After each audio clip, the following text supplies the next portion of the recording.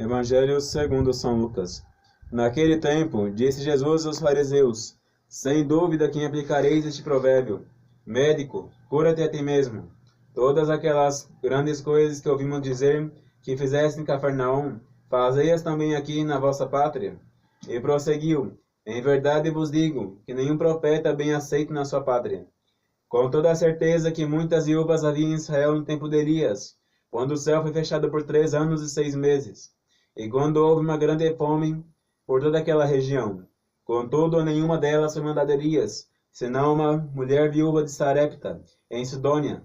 Também muitos leprosos havia em Israel, no tempo do profeta Eliseu. Contudo, nenhum deles foi curado, senão Naamã da Síria. Ao ouvirem isto, todos que estavam na sinagoga se enfureceram, e levantando-se puseram-no fora da cidade, e conduziram-no às escarpas da colina onde a cidade estava edificada, para o atirarem de lá abaixo. Ele, porém, passando por meio deles, seguiu o seu caminho. Ave Maria, cheia de graça, o Senhor é convosco. Bendita sois vós entre as mulheres, e bendito é o fruto de vosso ventre, Jesus. Santa Maria, Mãe de Deus, rogai por nós, pecadores, agora e na hora de nossa morte. Amém. Louvado seja nosso Senhor Jesus Cristo. Para sempre seja louvado. Nossa Mãe Maria Santíssima. Em nome do Padre, do Filho e do Espírito Santo. Amém. O Evangelho de hoje trata daquela questão do profeta nunca será aceito na sua própria pátria. Porque nosso Senhor Jesus Cristo havia feito muitas orações, muitas preces e muitas pregações na sua pátria. No entanto, poucos frutos dava de conversão. Pouquíssimos mesmo. Por isso, nosso Senhor não efetuou muitos milagres, nem em Nazaré, nem na região onde ele morava, e muito menos em Belém, onde ele nem mesmo pisou. Mas veio a fazer mais milagres entre os pagãos, como a cananeia, a samaritana e também aquele centurião em Cafarnaum. Por que isso se deve? Por causa do espírito revoltado daqueles homens, que não tendo humildade, desconhecem a figura de seus próprios servos, como aconteceu muitas vezes aos santos, como aconteceu ao nosso pai São Francisco, como aconteceu a São Bento de Nursia, e como aconteceu a muitos outros, que na sua pátria não operavam milagres, mas fora, entre pessoas estranhas, operavam muitas coisas grandes. Assim acontece também aqui no Brasil, infelizmente hoje em dia. Nossa pátria está uma pátria cheia de incômodos. As pessoas daqui não querem mais saber de rezar, têm vergonha de se dizerem cristãs, têm vergonha de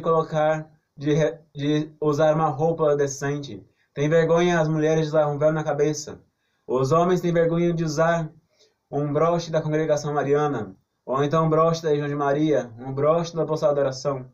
Tem vergonha de tudo aquilo que é cristão. Mas chame para uma vida mundana, que todos têm o maior vão pressurosos até atender a vida mundana que querem.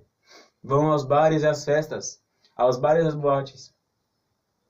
Assim também é na Europa, onde as pessoas de lá, que têm raízes cristãs, que foram os primeiros a receberem os agrados da fé, também se dispersaram. Hoje, muitas vezes, vemos maior fervor lá nos orientais, daquele Oriente Médio, onde são perseguidos dia após dia. Vemos maior fervor nos cristãos, que estão na África, que muitos ainda buscam a vida religiosa, muitos ainda buscam, naquele continente, tão perseguido e tão caluniado, a vida cristã e uma vida de uma prática religiosa convicta. Muitas das vezes, até naquele Oriente mais longe da Ásia, naquele povo japonês, chinês, coreano, enfim, aquele povo oriental mesmo, às vezes tem maior fervor religioso quando se convertem do que uma pessoa que se diz cristã no Brasil. De que a gente vai colocar na boca para fora: eu sou cristão, eu sou católico. Aí pergunta a pessoa: quem te criou? A pessoa muitas vezes não sabe que foi Deus. Pergunta a pessoa: tens uma alma? A pessoa fala assim: não sei. O que é uma alma? Não é assim que se identifica um cristão. Um cristão é aquele que não somente reza uma Ave Maria ou um Pai Nosso por dia. Isso é muito pouco. O cristão é aquele que escuta a palavra de Deus e põe em prática. Não precisa saber o Evangelho de cor, as máximas do Evangelho, outras coisas mais. Mas o rudimento da fé. Quantos hoje em dia sabem o rudimento da fé? Quantos sabem o creio de fato? Às vezes reza o creio da boca para fora. Mas o que quer dizer o creio? Alguns sabem os mandamentos? Poucos. Às vezes sabe o primeiro e o segundo. Quando pega o terceiro não sabe mais nada. Porque também não pratica. Terceiro mandamento, guardar domingos e festas. Quantos vão à igreja domingo? Quantos rezam mais no domingo? Eu duvido que algum dos que me escutam, muitas vezes não vão, às vezes, num bar, ou não conhece alguém que vá num bar, em dia de domingo e passa o dia inteiro no domingo. Na segunda-feira não tem coragem de trabalhar. Está com ressaca. Não estou falando que todos aqui fazem isso. Mas, com certeza, tem alguém que comete esse crime bárbaro. De dia de domingo, o dia do Senhor, um dia guardado para o repouso, a pessoa gasta a semana inteira de trabalho num dia só. E aquilo que consumiu seus esforços e suas dores, vai-se embora em uma hora. Isso não é ser cristão. Isso não é ser católico. Isso não é ser filho de Nossa Senhora. Quem dirá, um filho de Nossa Senhora era um exemplo de recato e modéstia. Um filho de Nossa Senhora é um exemplo de vida cristã. Aquele que vê um filho de Nossa Senhora, Maria Santíssima, ele jamais se deixa iludir. Ele é antes um fervoroso fiel e grande penitente.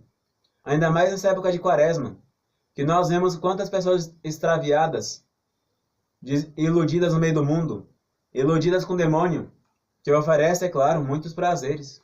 Oferece, é claro, muitas alegrias naquele momento. Mas nem precisa morrer para ele começar a cobrar. Quantas pessoas que não gastam a vida inteira atrás de riquezas? Riqueza, riqueza, riqueza, riqueza. De repente, vem uma queda na bolsa e acaba tudo. Não. A alegria do demônio dura pouco. Quantas pessoas não se entregam ao prazer da carne? E vão se entregando, se entregando, se entregando. Quando de repente tem uma doença autoimune. Uma doença dessas que o povo chama de DST. E aí acabou-se o prazer todinho. Porque a pessoa também já não pode mais fazer nada. Quantas pessoas não se entregam à fama, àquele comércio em que se dá aquela vida impúdica, onde se promove todo tipo de loucura, no meio de um jornal, no meio de uma novela, como cantor, e de repente acontece que aquela pessoa faz sucesso de um dia, dois, um mês, e depois ninguém mais lembra dele. De vez em quando recorda essa memória, mas raramente se lembra. Uma música faz sucesso por 2 semanas. Às vezes faz sucesso no máximo por 1 ano. E depois ninguém mais lembra nem do artista. Isso não é recompensa. Isso é coisa do demônio. É uma ilusão. A recompensa de Deus é eterna. Por exemplo, um canto da igreja que tem mais de 1000 anos é o Veni Creator Spiritus. Ó, vinde Espírito Criador. Mais de 1000 anos se canta na igreja. E com muito prazer eu digo, com certeza a igreja cantará por mais 1000 anos. Outros cantos que a igreja compôs, por exemplo, o Te Deum, que quer dizer, a vós Deus louvamos, foi composto no século IV.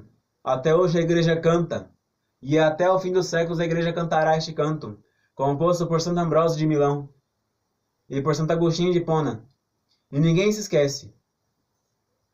Mas eu tenho certeza que é uma música de um cantor do século passado ninguém mais lembra. Não é por aí que vive-se o cristão. O cristão vive da fé. E a fé do cristão, ela só é conhecida pelas obras. Quem não vai à igreja não é digno cristão. Quem não participa dos sacramentos não é digno cristão.